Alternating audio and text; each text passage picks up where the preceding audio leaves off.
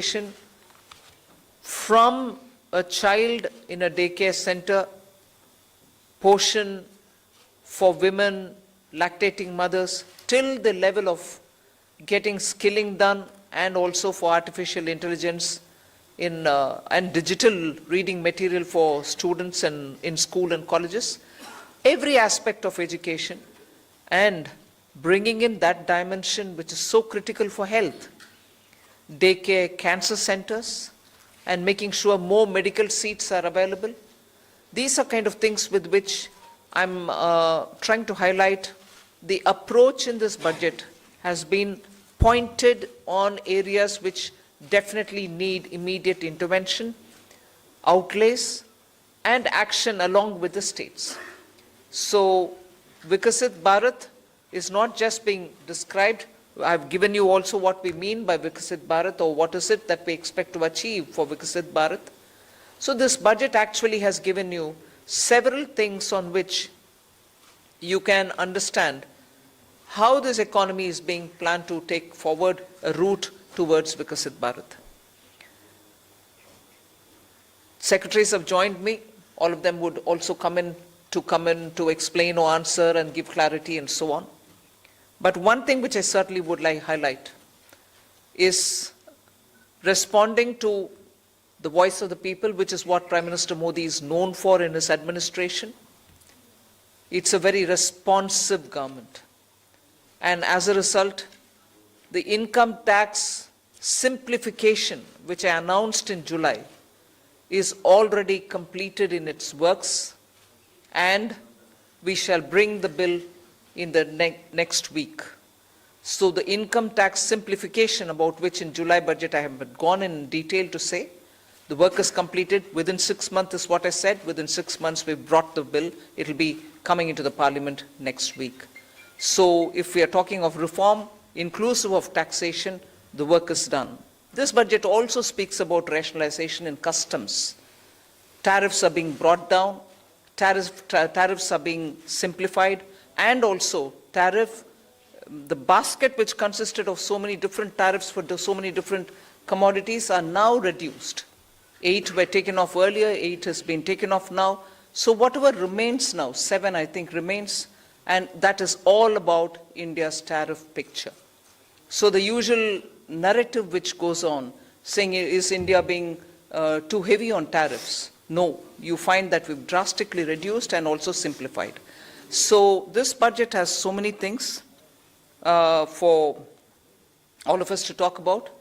The more important thing about agriculture, which performed very well during COVID and which has contributed to India's food security, the proposals which are mentioned in this budget actually talk about everything to do with beej to bazaar, literally from the stage of seeds, hybrid seeds, climate resilient seeds, seeds which can give greater output, seeds which are going to be high yielding, all this together to the final point of India becoming the world's food basket. That's the definition I put in when I was talking about Vikasit Bharat. So we are making sure that India's agriculture gets the support across the board, whether it is on seeds, whether it is for skilling the farmers, whether it is rural prosperity, whether it is going to have agriculture and allied industries being set up in rural areas, and whether it is going to be farmers getting better and more loan with interest subvention, not just farmers, fishermen, and also dairy, meaning animal husbandry. So the picture for rural development and the picture for supporting agriculture is across the board, and that has been narrated. The second thing which I would want to highlight is the continued emphasis that we're giving since vote on account budget, July budget, and now on the MSMEs. Whether it is giving them sovereign guaranteed loan, whether it is support during COVID, whether the definition being changed now for better, more inclusive growth in MSMEs, access to bank credit. So MSMEs have also been given greater emphasis. Together with this, I'd like to highlight the point that energy security has had greater attention in this budget. We've highlighted in July budget how even pump storage will have greater attention. Solar and wind and renewable energy has also been taking consistently good importance in our budgets. This time we are talking about the small modular reactors. I've also announced that there shall be 2 amendments, one to the Atomic Energy Act and the other one for the civil liability. All of this is going to help us attain energy security. Insurance sector's FDI limits have been enhanced. That is another important announcement. I'll end my opening statement with 2 things. There is no reduction in the public spending on capital expenditure. Let's put that up front. We continue to place emphasis on the multiplier effect that capital expenditure done by government has shown, has sustained us. We continue on that. And with all this, our fiscal prudence has aligned itself to the glide path that we announced in 2020-21. So we've kept ourselves in alignment. Fiscal prudence has been maintained. And the next year, coming years, estimate is also been given. Well under 4.5 is what we had said earlier. We are also projecting the same. So this is just as an opening statement. There's a lot more to say. But as you all ask questions, so shall we answer. Thank you. Thank you, ma'am. 225. 225. Mic, please.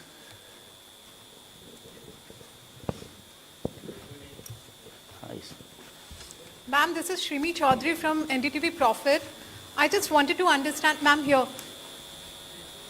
This. Ma'am, you said the new income tax bill will come next week. Will that be in the form of draft, and where you are also going to take stakeholder comments on that? Yes, as a bill, any bill goes to the standing committee, and the standing committee will, of course, consult with so many stakeholders. And then it will come back to us, and if necessary, any more amendments, if need to be brought in, we'll bring it in and take it forward in the House. So do we expect implementation in this, in the fiscal year, in FY26? Do you expect what? Do we expect the implementation of Well, let it get passed. I hope it will get passed without much of a difficulty, but it is only after it's passing. Sure. Thank you. 35. Front.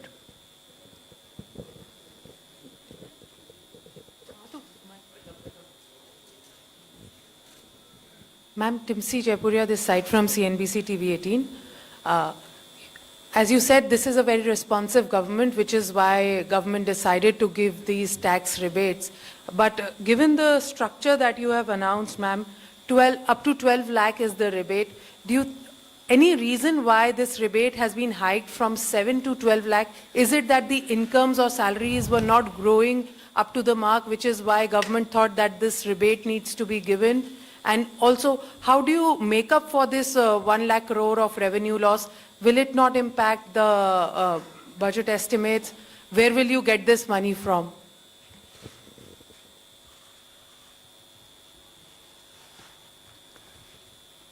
Well, Tipsy, I think the first question is, you said that this, when the incomes are not growing.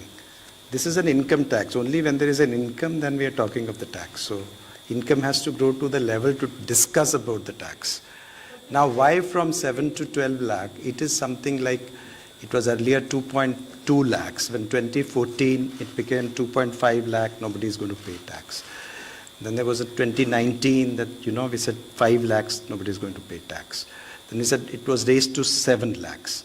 And now it's being raised to 12 lakhs. So this is a perception that the government feels that, on the average 1 lakh per month, if you have, then you need not pay tax, which means that, we are doing it in 2 ways. One is we are reducing the slab rates. We are expanding the slabs. If you would have noticed, the slabs are now 0 to 4, 4 to 0, uniform slabs, and there is a gradualism. There was a thing when we had earlier 20%, then it was jumping to 30%. Now it is 20, we have introduced 25 also. So it's the gradual thing which has been done. Now this benefits every one of the taxpayers, because whatever benefits which has come from the slabs gets transmitted across. So therefore everyone gets a benefit. Now the second part, FM decided that, well, some people should get a little more benefit than merely slab rate reduction would have given.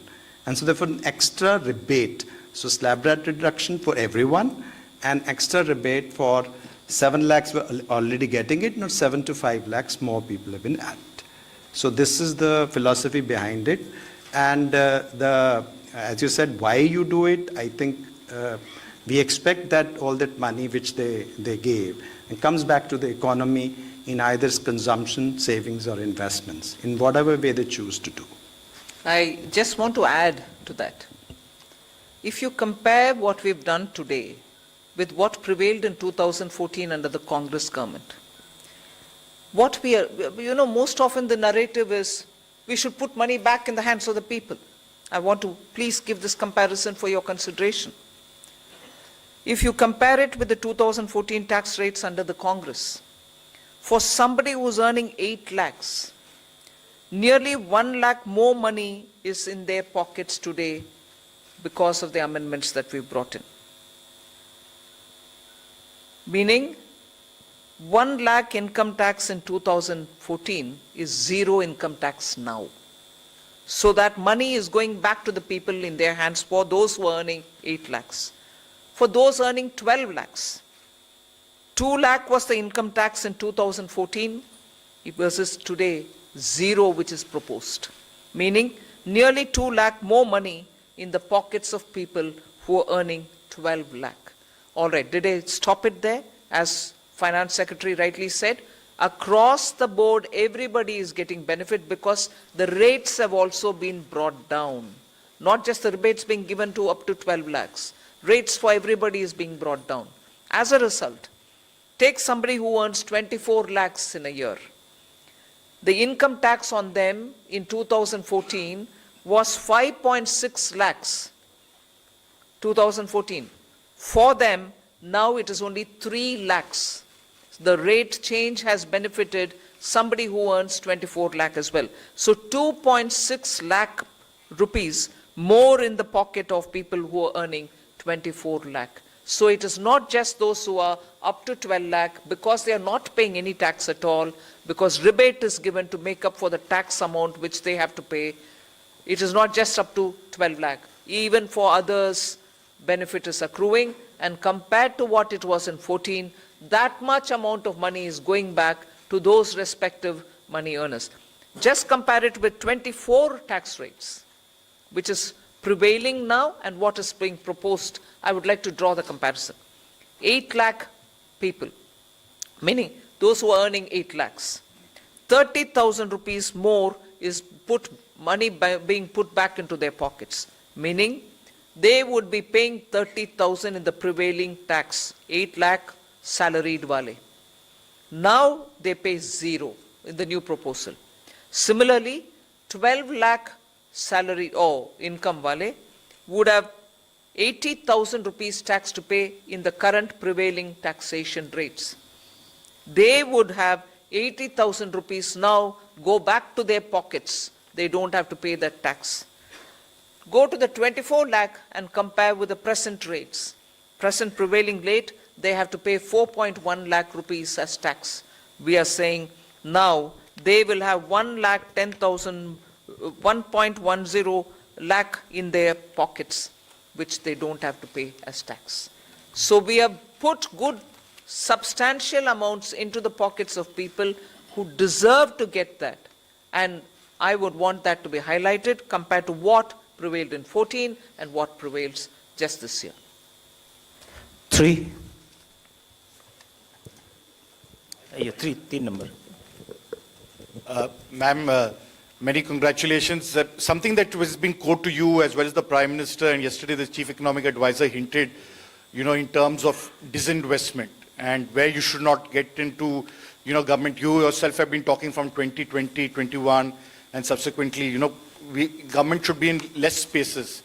Has it been a strategy? Because I know you're committed to it, but last budget you didn't refer to it. This budget you have not referred to it. The target still remains there. Is there any impetus that you're going to do towards what has already been announced by the budget? For example, bank privatization of banks and others. That's one. And the second because that was unanswered, you're making it simpler, the income tax, and bringing a thing. Does this mean that you can now not necessarily all the time you can do it through a schedule or an executive order if you want to give some relief to a common man in the new income tax bill that you bring in? No, giving relief any time will have to go to the parliament, because if we are giving fiscal, relief to people, it has to have approval from the parliament. So you're But not- what the tax simplification really means is the complication in the language, the circuitous way in which they were explaining things, and adding too many exemptions. You will realize that when we brought in the new tax regime, we didn't want the old tax regime imitated or copied. In that, there are several exemptions given in the old regime. In the new, we didn't want to give any, because we wanted a simple, straightforward tax regime in which the rates can be brought down. That's what we've done even now. So the act itself had to be simplified. The attempt now is that. And on the disinvestment and No, all that will continue. There won't be a relenting on any of this. On disinvestment, ma'am, if I can add, you see, the last time, July, also the similar questions were asked. We have actually since then, a value creation strategy, which was actually well explained at that time also. There is no disinvestment target per se. Disinvestment and dividend are both looked at together, because both are money and money is fungible. And it has got 5 elements. The first element is that we are saying CPSC's performance. The second is we say that we should have communication of performance. The third we say that the capex of the CPSC, which is important, as you know, in terms of accelerating growth. The fourth is the consistent dividend policy. And the fifth is there is a calibrated disinvestment strategy. And the disinvestment also is there. The listing is a part of disinvestment itself. So if you really look at it, both dividend and disinvestment is about 80 to 90,000 crore per annum are being raised, but in a manner which are beneficial to the minority shareholders who are there in all our listed companies. 65, backside.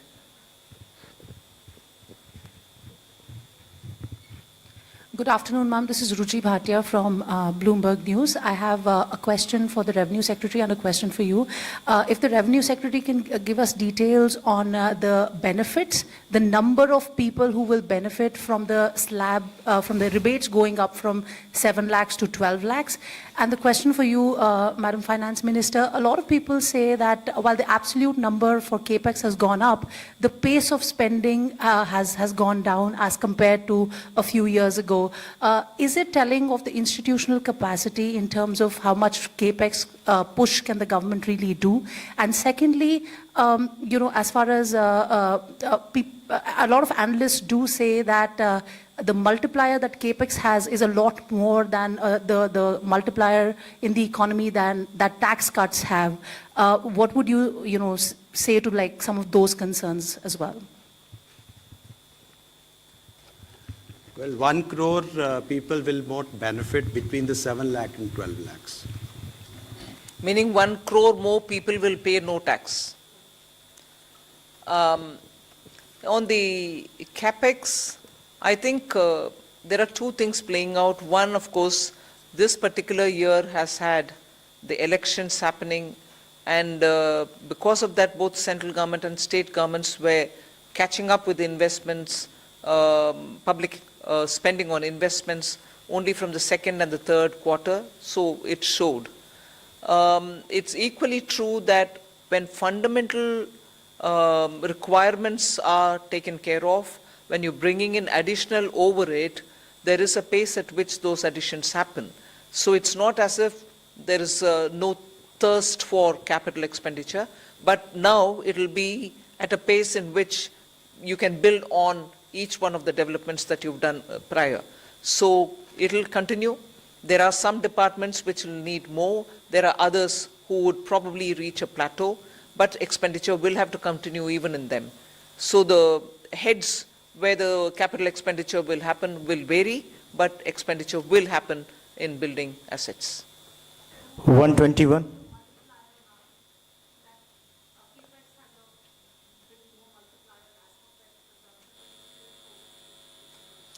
capex is also continuing. I have not foregone capex to give for revenue expenditure or consumption expenditure. So both continue. Ajay. Look at what the overall numbers are. Even in the coming year, the next year, effective capital expenditure, including what Government of India provides to state for their capital expenditure, is 4.3% of the GDP, one of the highest. So it's not just what Government of India departments spend, it is the total money which goes for the capital expenditure. And if you look at that compared with this year's RE, there will be 20% increase. If you look B to B, still there will be a 10% increase. And it is not a capacity issue, it is a new sectors coming up. For example, if you notice, urban sector, the allocations are increasing. That's one area which requires a renewed focus. 121. On the capex, because this point can come up later also. So one is the capex that we give directly, that is we do as central government directly. Other is that grants that we give to the state governments for the state governments to do capex. For example, for Pradhan Mantri Gram Sadak Yojana, for example, Pradhan Mantri Awas Yojana, and so on and so forth. So if you also include the grants and aid for creation of capital assets, the amount, total amount has gone up to 15.48 crores in the budget estimate for the next year, which is more than 15% increase over the current year's RE. So that is a substantial increase, whereas you consider that the overall expenditure, that is revenue plus capital, has grown by around 7% in the next financial year as compared to this year's RE. So this is almost twice the aggregate growth in the expenditure. Yes. I would like to also add that on top of this 15 lakh crore capex, which is 11.2 there, and the extra money which goes into revenue but goes in capital building at the hand of the states, the CPSC, the Central Public Sector Enterprises, add about 4 lakh crore as capex from their own resources. So that's also the capex which goes in, and that is not counted here. Mike on. Tarun Sharma from Zee Business. Ma'am मेरे दो सवाल हैं। एक, ma'am आपने insurance की जो FDI limit है वो 74 से 100% करी है, तो क्या मैम जो इंश्योरेंस अमेंडमेंट बिल था उसकी जो बाकी रिकमेंडेशन है उसको रिजेक्ट किया गया है, सिर्फ इसी को एक्सेप्ट किया है 74 से 100% का? दूसरा मैम, मूडीज ने कहा है कि जो पब्लिक डेट है स्टेट और सेंट्रल का वो अभी भी 80% है, इस वजह से हम रेटिंग अपग्रेड इस बजट के अनाउंसमेंट के हिसाब से नहीं कर सकते। तो do you think is there concern for the on the public debt? Insurance? Yeah. See, now, presently the insurance is 74%. Now, fundamentally, whether it's 74% or 100%, the materially doesn't matter. But what actually matters is the psychological feeling that they can actually own the company 100%. Along with this FDI, we are also going to, FM also announced that we are going to simplify certain procedures and rules that we frame, which is including the key management personnel, person who can be chairman of the company, and person who can be the CEO, and board of directors, and also repatriation of dividends. All those are part of this, the proposed reforms that has been announced by the FM today. And sir, what about the other recommendation on the draft insurance amendment bill, sir? That's what we are actually bringing. The draft insurance bill is the one FM has announced. But the main point she has mentioned that 100% FDI, including simplification of existing rules for FDI investing. The draft bill is also coming. Is coming. Yes. And then the public debt, ma'am, on the public.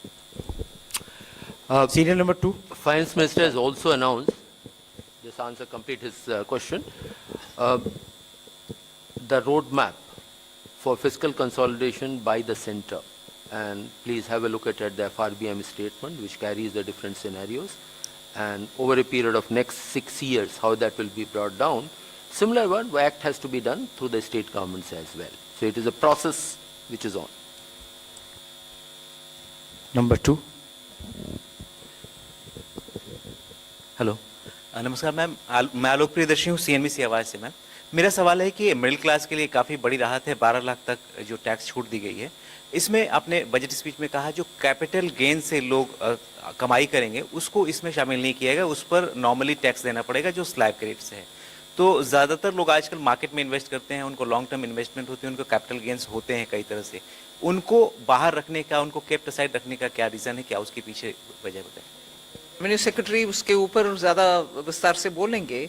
बाहर रखने वाले चीज नहीं है, income का calculation कभी भी वैसे ही होता है, उसमें कैपिटल गेन्स का जोड़ते नहीं है। मैं स्पष्टता के लिए उसको जोड़ रखा है उधर सेंटेंस पढ़ने के समय। ये नया मेरा पद्धति नहीं है कि इसको अलग रखो उसको अलग। Income calculation in general is done without the capital gains. You want to explain it, please? Capital gains tax जो है वो हमेशा से रेट से अलग है, नॉर्मल इनकम से अलग है। यदि नॉर्मल इनकम में होता, शामिल होता, तो यदि 30% के ब्रैकेट में कोई होता तो उसके कैपिटल गेन्स में 30% टैक्स लगता, तो वो क्या मान्य होता? तो कैपिटल गेन्स को एक अलग टैक्स की व्यवस्था की गई है जो कि कम है। वो इसलिए की गई है कि रिस्क उसमें है और उसमें लोग रिटर्न करते हैं कैपिटल मार्केट को बढ़ावा देने के लिए, तो उसमें 12.5% हमने टैक्स लगाया, तो वो एक अलग रखा जाता है। उसमें एक अलग एग्जेम्पशन लिमिट भी है। यदि वो एक साल में कैपिटल गेन्स आपको इज इट 1.25 लाख 1.25 लाख यदि हो तो वो एग्जेम्प्ट भी होता है, तो और यदि शॉर्ट टर्म हो तो वो 20% होता है, तो वो एक व्यवस्था अलग है। और नॉर्मल इनकम की व्यवस्था है जो कि स्लैब रेट और उससे काउंट होती है, तो इसलिए वो अलग ही है। कंफ्यूजन ना हो इसलिए वित्त मंत्री जी ने स्पष्ट उसको कर दिया था स्पीच में, क्योंकि ये कंफ्यूजन की संभावना थी कि सब लोग ये समझेंगे, तो उसको स्पष्ट किया गया। 46 पीछे बैक साइड एक एक करके। Hello ma'am, Harsh Kumar from Business Standard newspaper. Ma'am, since government has decided to move ahead with a comprehensive asset monetization plan, so what are the new changes from the previous one, and if you can give some broader aspects of it in detail? See, as we are aware that till the last year, the first program which was launched in 2021, achievements have been of the order of about 90%, which is a good progress. Based on that success is the next leap, almost double the amount which are coming up. And there are newer asset classes will also be come up. For example, transmission assets, and not just of the Government of India. Government of India doesn't own, say, Power Corporation, Power Transmission Corporation, but state government's assets are also there. So they will do the monetization, and you will hear very soon that entire plan will be out. Sir, can we, in future, can we get a separate number of asset monetization and disinvestment?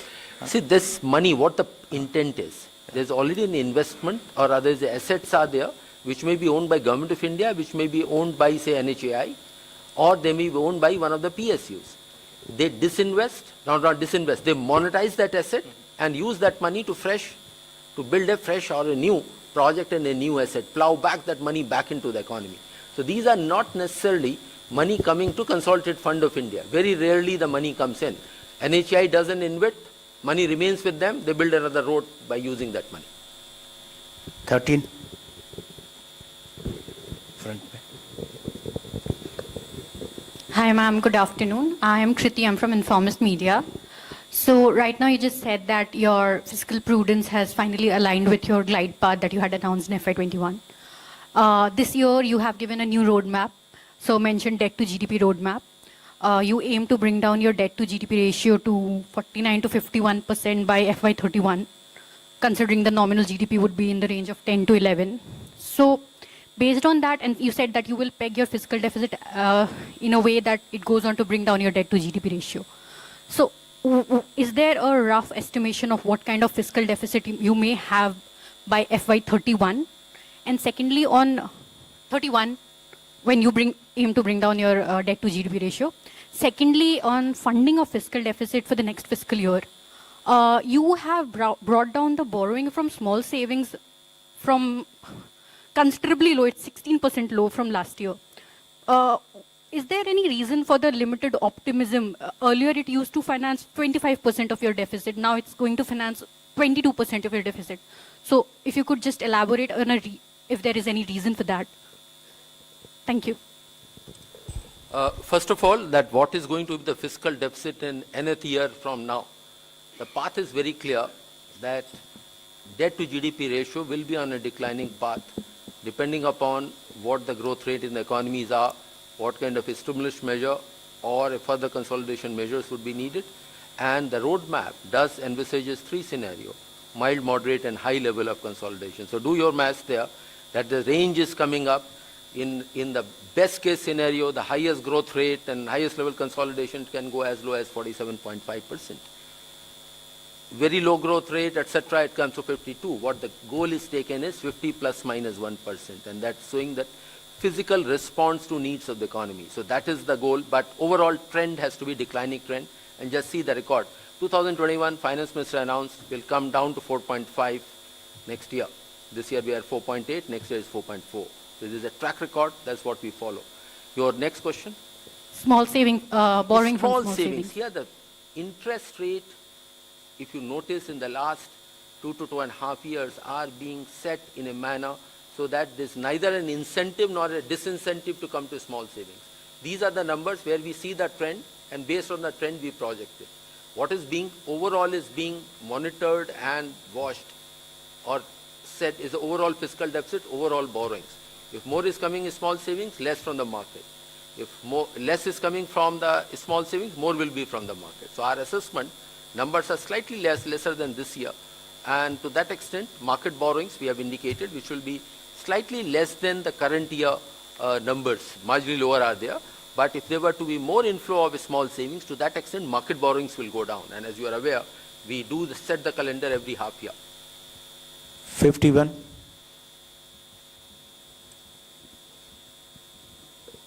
Hi ma'am, this is Vikas from The Hindu. First of all, you've left us with very few questions after that announcement on the direct taxes front. And you mentioned that there is a 1 lakh crore revenue foregone from that move, which is obviously going to help boost consumption and demand and private investment in turn. I wanted to get a sense of the mathematics behind the overall fiscal math that we've worked out for next year. Because despite this tax relief, we are looking at a direct income tax as receipts, as a part of gross tax receipts, are likely to rise to 33.7% as per the revenue receipts plan, and which is the highest ever, and marks a significant increase over the 24-25 income tax receipts. So I wanted to understand what's what gives, how do you work this out? Because on one hand we are giving away significant relief. Where do we expect the gains from? I hope you're not suggesting we shouldn't have done this. Are you? I hope you're not suggesting that we shouldn't have done this income tax, giving money back to people through rebates and other ways. No, I'm just curious where we expect the buoyancy coming from. That's fine. All right. It was answered at that time. Anyway. Okay, let me just see, we are talking about personal income tax, taxes on income. And we had 19.7% growth in 22-23. We have 25.4% in actual terms, and 23-24, we had 25%, and 24-25, if you take the RE figures, growth is likely to be 20%. And what we have proposed for 25-26 is a growth of 14.4%. So we have moderated.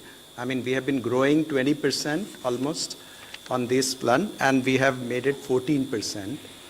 Now coming to buoyancy, our buoyancy was for the taxes on income was 2.65 in 23-24.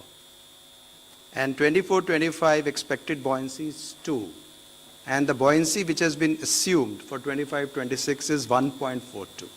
So you would see that we have assumed a moderate buoyancy looking into the sacrifice of revenue which has been done. So we have done our math. Thank you. 9. Third row. Good evening, ma'am. Considering the government's measure to put अपना परिचय दे दो। Sorry, this is Chetan from Business Today. Considering that the government's measure to put in more money into the hands of the public, are you trying to mitigate the impact of a possible Trump tariff trade wars from the US, or are you relying more on domestic production to ensure that Indians have a shield from the US trade wars if they happen to be so? Well, I don't think we've gone that far to justify this income tax rate reduction. We've responded to the voice of the people and also made our own assessments, and therefore we've given this. And I thought there was an allegation also that we didn't respond to what may come through the US administration's tariff, whatever, decisions. Well, I don't think these two are connected, at least in the way in which we like to believe it. You may want to give a different dimension, but no, we have not done it with that intent. 64 at the back. Madam नमस्कार, मैं महावीर सिंह बोल रहा हूँ, freelancing करता हूँ। आपने income tax में बड़ी राहत दी है, हम तो 10 लाख की उम्मीद कर रहे थे, आपने 12 लाख कर दिया एकदम। और मुझे लगता है कि क्या सरकार इनकम टैक्स रिजीम से हटकर एक्सपेंडिचर टैक्स रिजीम की तरफ जा रही है? जो आप इनकम टैक्स में आपने कहा कि इस राहत से 1 करोड़ लोग इससे बाहर हो जाएंगे और इसमें कम ग्रोथ होगी, और दूसरी तरफ आपका जो टैक्स रिसीट है वो बढ़ता जा रहा है, पूरे बजट का आकार बढ़ रहा है, तो सरकार क्या एक्सपेंडिचर टैक्स की तरफ ज़्यादा झुकाव इसका दिख रहा है? ये सिर्फ आने वाले साल के, मतलब अभी अप्रैल 1 से शुरू होने वाले साल के टैक्स प्रपोजल्स है। आप पिछले साल का रेवेन्यू को देख करके इससे ये कनेक्शन मत निकालिए। हम जनता के लिए, मिडिल क्लास के लिए राहत दिलाने के लिए प्रधानमंत्री जी के आदेश के अनुसार रेट रिडक्शन किया है, उतना ही है उसमें। 47. Just to add that point, to give you a data point, direct taxes are supposed to increase by 12.7% next year. Indirect tax, which is on the, say when people buy goods and services, is expected to increase by 8%. So that should answer your question. Yes, Just हमारी central amount शामिल है। एक इसी point पे और यदि हम देखें डायरेक्ट टैक्स और इनडायरेक्ट टैक्स का रेशियो, तो वर्तमान साल में आरई में ये 1.39 है, मतलब डायरेक्ट टैक्स लगभग 139% है इनडायरेक्ट टैक्स का। अगले साल ये 145% है, तो जो आप कह रहे हैं उसका उल्टा है, डायरेक्ट टैक्सेस पे अधिक अगले साल राशि प्राप्त होगी as compare to indirect tax. और यदि हम देखा जाए बॉयंसी जो है वो इनडायरेक्ट टैक्सेस में 0.82 है, क्योंकि कस्टम्स जो है वो कोई अभी हमारे लिए एक रेवेन्यू का साधन नहीं है, वो एक बॉर्डर मेजर्स है, और बहुत समय में हमने ड्यूटी रिड्यूस भी की हैं, क्योंकि बहुत ज़्यादा हाई टैरिफ लगाने से भी उसके ठीक परिणाम नहीं, तो ये भी नहीं है। और CGST और सेस में हमारा जो बॉयंसी है वो सिर्फ 1.08 है, तो आप देखेंगे कि वो उसमें कोई एक्स्ट्रा हमारा करने का विचार नहीं है। Ma'am, Prakash Predashi from ET now. Yes, yeah. The KCC limit has been enhanced to 5 lakh. So any assessment on how this decision will boost rural consumption? Secondly, ma'am, the budget document mentions something about sharing transaction details of crypto assets. If you could elaborate. Sharing transaction details of? Crypto assets. Okay. Nagaraj, you want to say on the KCC?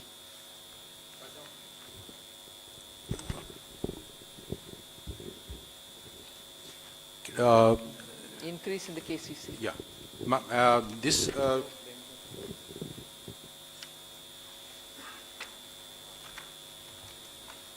Let me respond to the question on the KCC.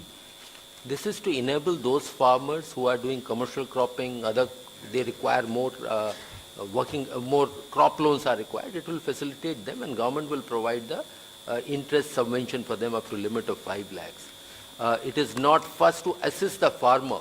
It is not a measure to boost Boost rural consumption. consumption. That is not the intent. Intent is farmer needed more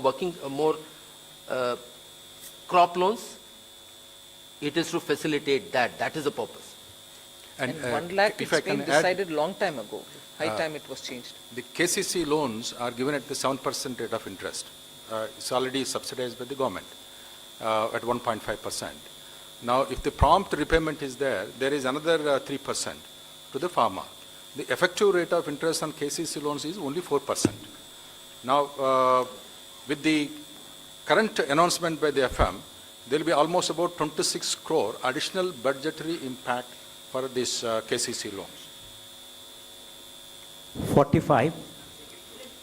जहाँ तक crypto का सवाल है, अभी हम crypto पे tax लगा रहे हैं, although it's not a regulated entity. जैसे ब्लैक मनी में भी टैक्स लगता है, तो उसी तरह से क्रिप्टो में भी टैक्स लगता है. नहीं, मतलब रेगुलेशन ना होते हुए भी it is taxable.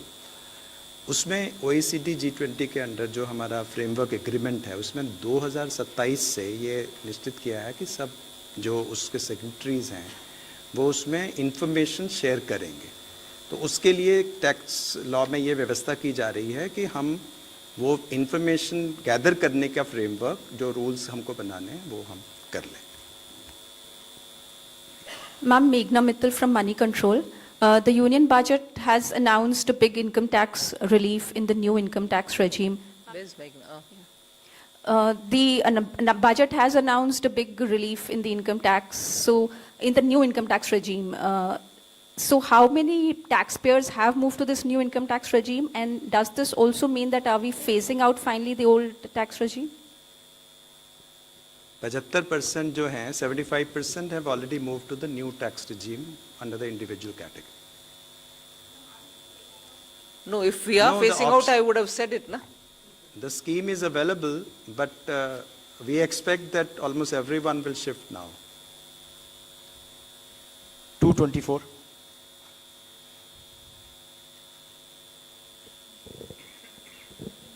Good evening, ma'am. Shishir from Hindu Business Line. One of the popular scheme has been sovereign gold bond scheme. We have not seen any of the issue during the current fiscal, and we are not getting any mention for the next fiscal. Does this mean that there is a curtain to this scheme? Well, yes, Ajay. Yes, in a way. But Ajay can give you the detail. Yes. See, these are the decisions which are taken. What is the purpose is, one, of course, is to raise borrowings from the market for the purpose of financing the budget, and at some point of time, whether this asset class is to be supported or not. But the conditions of the recent past with experience has been that this has been rather a fairly high cost of borrowings for the government. As a result, for the last several quarters, government has not chosen to follow that path. As and when a formal decision is there, you will get to know. Please go on. 223. Left side. We'll take two more questions Hello, hi. after this. Ruchika Chitravanshi from Business Standard. Just two things. One, if you could elaborate on the BIT that you've said that it will be made investor friendly. So will it be in the line with what we have with the UAE? And one, there is an increase in the corporate tax revenues also that have been projected in the FY26 budget. So what is the reason for you to, why are you expecting like a revival in corporate tax, which has been a bit of concern? Well, on the BIT, I think I've stated the reason why we want to revamp it, to make it more investor-friendly. Yes, I can understand you quoting UAE and asking whether it is going to be in line with that. UAE was a bit more than, it was 2016 plus, it was more than the 2016 version of the BIT. But there is no particular template that I'm adhering to. We want to make it lots more robust and lots more investor friendly. 125. Ma'am, good afternoon. Karishma from Business Today. Congratulations to you and everybody. Ma'am, Manrega has again, it's seen a stagnant allocation in the last 2 years, despite that this year's FY25's utilization has already peaked until December. Do you expect a mid-year revision?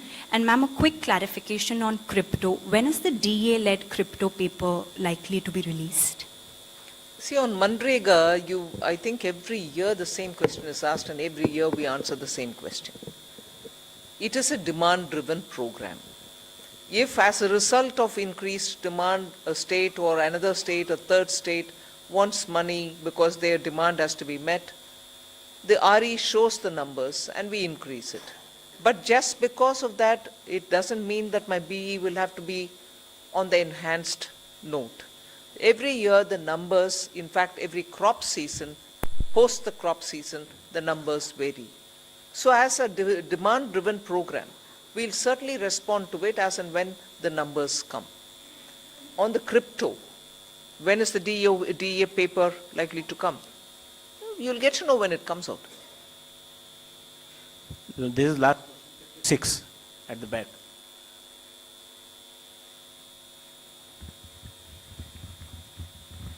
Ma'am, I'm Banikinka Patnaik from the Economic Times. In your speech, you have said that there would be a light touch regulatory framework and that a committee will be set up to review all non-financial sector rules and regulations. So, ma'am, is there, any possibility that it will also include financial sector regulations? But even as I read the speech, there were two different things. One for the non-financial and another for the financial. The financial is still being looked through the FSDC, whereas the non-financial is where we have appointed, or we are asking for an appointment of a high-level committee which will look at the regulations, particularly for compliance, for inspection, for certification. There are ever so many overlaps, friction points, pain points. So to sort that out, our approach is this: one, through the FSDC for the financial, and for the non-financial, several of them which are non-financial, the high-level committee. Ma'am, again, in the nuclear energy space, there is an announcement that there could be more private participation sought.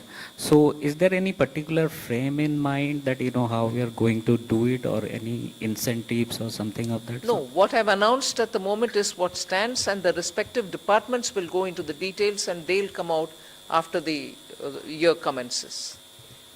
Thank you, ma'am. Thank you for